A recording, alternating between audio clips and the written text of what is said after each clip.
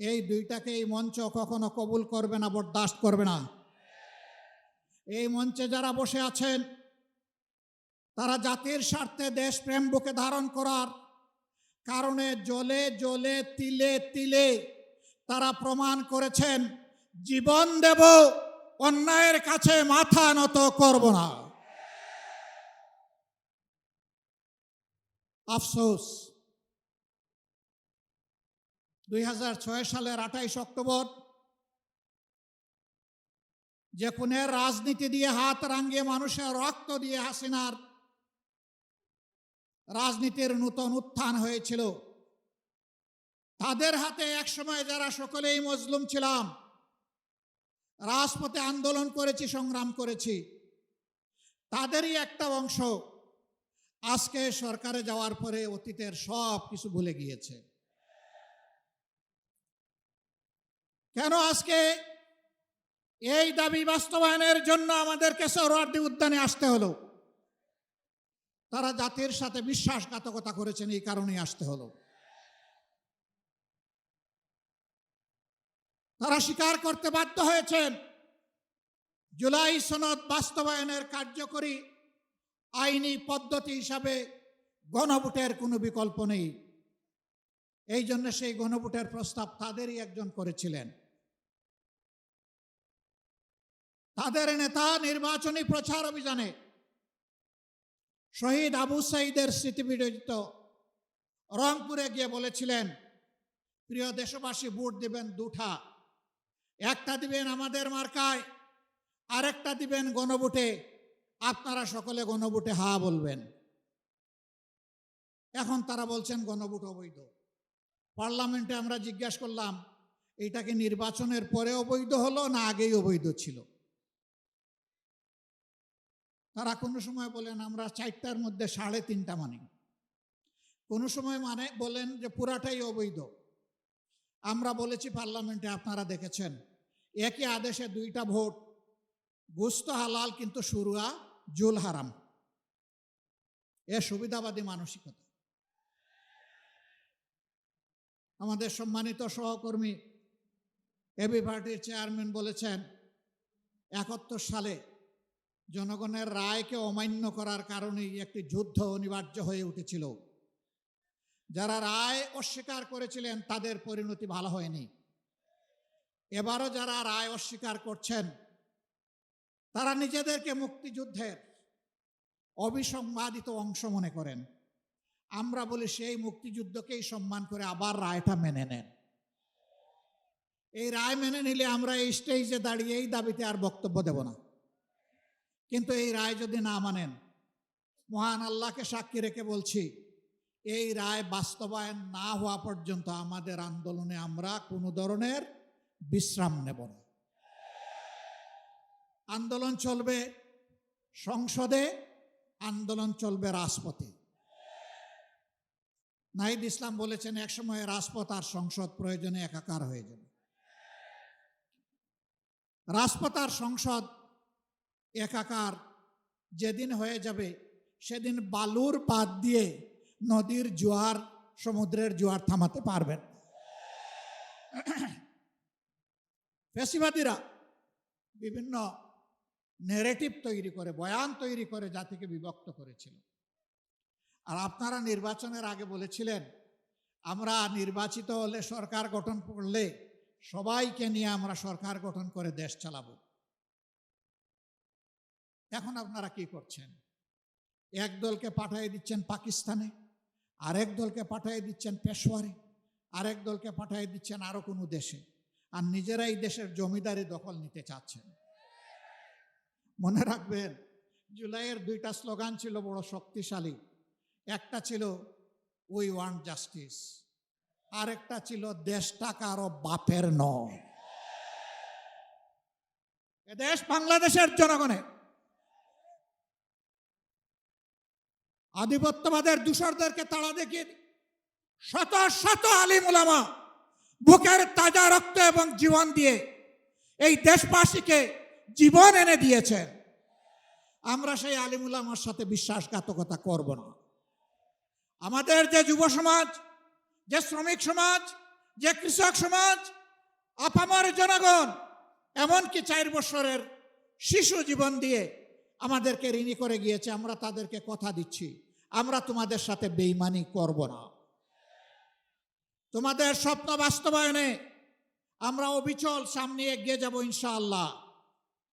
আমরা গভীরভাবে আস্থাশীল, ইনশাআল্লাহ আমাদের নয় জনগণের বিজয় হবে ইনশাআল্লাহ। যেই 70% জনগণ ফ্যাসিবাদের বিরুদ্ধে দৃঢ় অবস্থান নিয়েছে গণভোটে হ্যাঁ বলে, সেই জনগণের বিজয় হবে। নতুন করে কেউ ফ্যাসিবাদ কায়েম করতে গেলে তাদেরকে অনুরোধ করব, নিকট অতীতের যাদেরকে এখন বুকে টেনে নিয়ে আপনারা এই নির্বাচনের বৈতরণী পার হয়েছেন, যাদের হাতে পায়ে ধরে ইঞ্জিনিয়ারিং করে ক্ষমতায় এসেছেন, তাদের পরিণতি থেকে শিক্ষা গ্রহণ করুন। সম্মানিত ভাই ও বন্ধুগণ, তারা সংসদে দাঁড়াইলেই বলেন একটা সুষ্ঠু নির্বাচনের মধ্য দিয়ে গঠিত সরকার।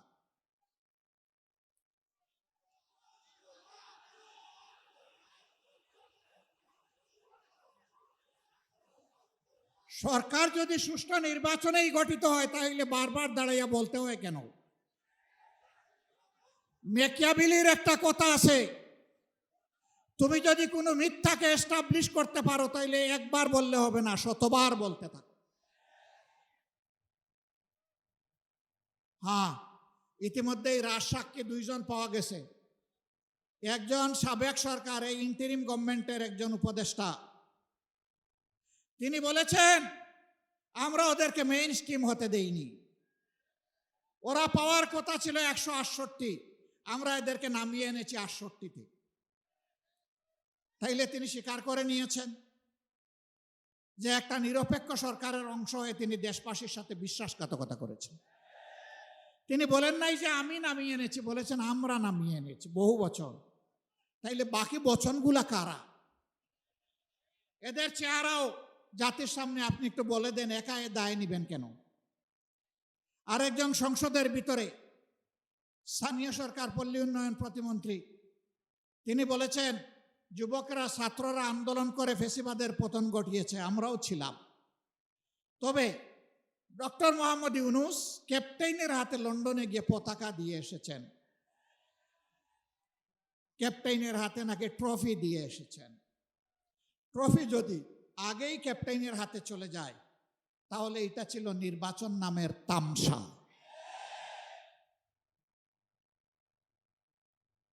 তারা স্বীকার করে নিচ্ছেন মৌলানা মামুনুল হক সংসদে গেলে কি হতো? যা হতো এর ভয়েই তাকে আটকে দেওয়া হয়েছে। কয়দিন, কতদিন আটকাবেন? ইনশাআল্লাহ দেশপ্রেমিকরাই বাংলাদেশ আগামীতে পরিচালনা করবে ইনশাআল্লাহ। তৈরি হন, লড়াই চলবে, থামবো না, চালিয়ে যাব। জনগণের অধিকার আদায় না হওয়া পর্যন্ত জীবন যাবে, কিন্তু মাথা নত করব না ইনশাআল্লাহ। আজকের এই সমাবেশ থেকে আমরা আরেকবার প্রতিজ্ঞা নিলাম, ইনশাআল্লাহ জুলাইকে সম্মান করব, বুকে ধারণ করব, জুলাইয়ের সাথে বেঈমানি করব না।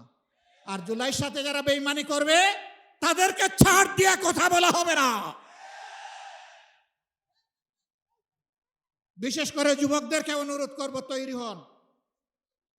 বলবেন আর কতবার জীবন দেব? দেশের জন্য যতবার প্রয়োজন আমিও তোমাদের কাতারে দাঁড়িয়ে বলছি, আমিও যুবক, জীবন দিতেই থাকবো ইনশাআল্লাহ। বিড়ালের মতো বাঁচতে চাই না, 100 বছর, 1000 বছর, সিংহের মতো বাঁচতে চাই 1 সেকেন্ড। এর মাঝে আর কোনো কম্প্রোমাইজ হবে না ইনশাআল্লাহ। আধিপত্যবাদের কোনো ষড়যন্ত্র বরদাস্ত করা হবে না, সব কিছুকে ছিন্ন ভিন্ন করে দেওয়া হবে ইনশাআল্লাহ। সবাইকে আবারও আরেকটি অনিবার্য লড়াইয়ের জন্য প্রস্তুতি নেওয়ার আহ্বান জানিয়ে আমার বক্তব্য এখানেই শেষ করছি। আল্লাহ হাফেজ। বাংলাদেশ জিন্দাবাদ, বাংলাদেশ খেলাফত মজলিস জিন্দাবাদ। আসসালামু আলাইকুম ওয়া রাহমাতুল্লাহ।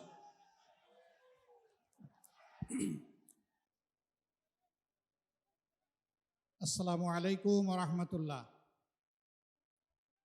আলহামদুলিল্লাহি রাব্বিল আলামিন ওয়াসসালাতু ওয়াসসালামু আলা রাসূলিহিল কারীম ওয়া আলা আলিহি ওয়া সাহবিহি ওয়া আহলি বাইতি আজমাইন। বাংলাদেশ খেলাফত মজলিস কর্তৃক আয়োজিত গণভোটের রায় বাস্তবায়নের দাবিতে আজকের এই বিশাল সমাবেশের সম্মানিত সভাপতি, আমিরে মজলিস, মজলুম জননেতা, আধিপত্যবাদের বিরুদ্ধে উচ্চকিত কণ্ঠ, প্রিয় সহযোদ্ধা জনাব আল্লামা মামুনুল হক, মঞ্চে বসা